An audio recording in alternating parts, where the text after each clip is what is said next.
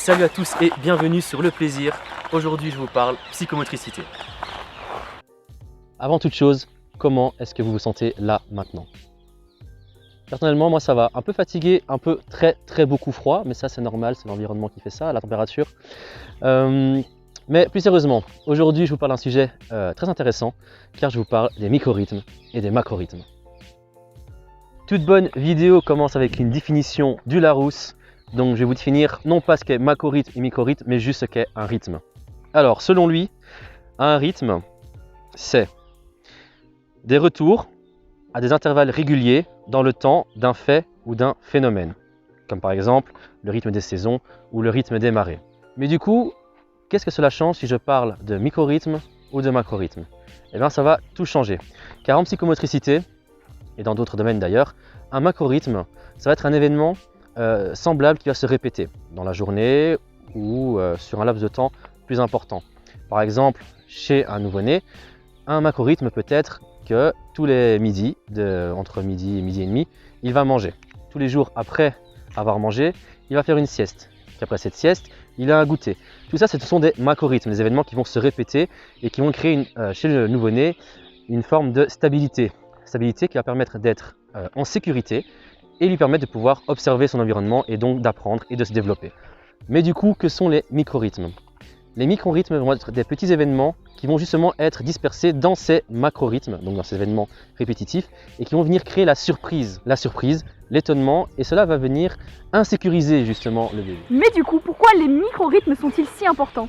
Très bonne question Logan, je vais y répondre tout de suite. Le nouveau-né a, tout au long de son développement, des angoisses. L'une de ces angoisses, un peu effrayante due à son nom, est l'angoisse de la mort. C'est-à-dire que le bébé, lorsqu'il a faim, ou lorsqu'il ne voit personne autour de lui, va ressentir une impression de mort imminente, comme s'il était abandonné et qu'il sait très bien que seul, il ne peut rien faire. C'est ce qu'on appelle l'angoisse de mort. Et du coup, ces micro-rythmes vont venir l'aider à surpasser cette angoisse. Alors, comment surviennent ces micro-rythmes? Par exemple, lors d'un macro-rythme qui serait le moment où on change l'enfant, on peut venir par exemple lui faire des petits chatouillements, des petits guili-guili. Ceci est un micro-rythme parce que ce n'est pas prévu dans le moment de change de recevoir des chatouillements. L'enfant va d'abord être un petit peu stressé, étonné. Ah mais qu'est-ce que c'est que ça? Ensuite, il va voir sur la personne qui la change, donc par exemple sa mère, le sourire, l'amusement, et cela va venir rassurer l'enfant. Si ensuite on refait ces chatouillements, il va prendre conscience, il va se dire « Non mais ce que je ressens là, c'est pas normal, mais il n'y a pas de souci.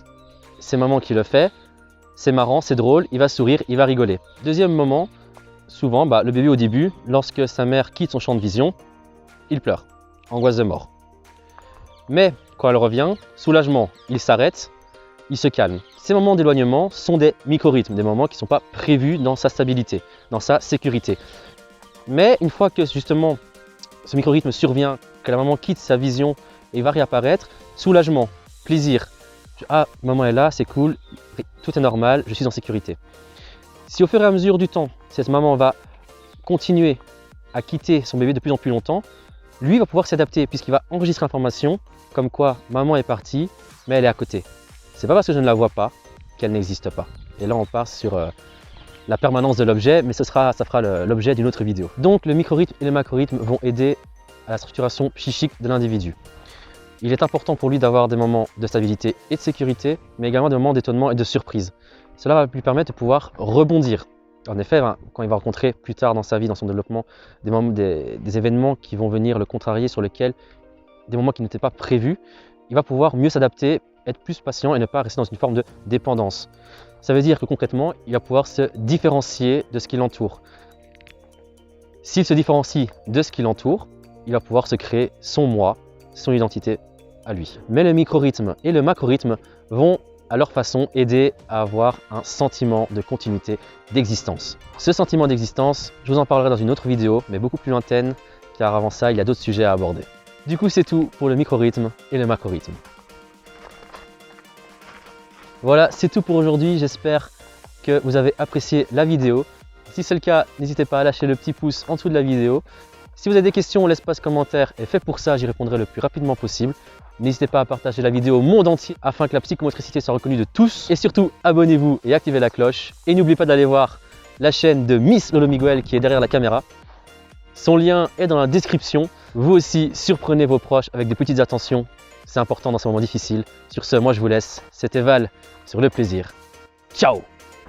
Par exemple, le fait de tourner cette vidéo, c'est un macro-rythme.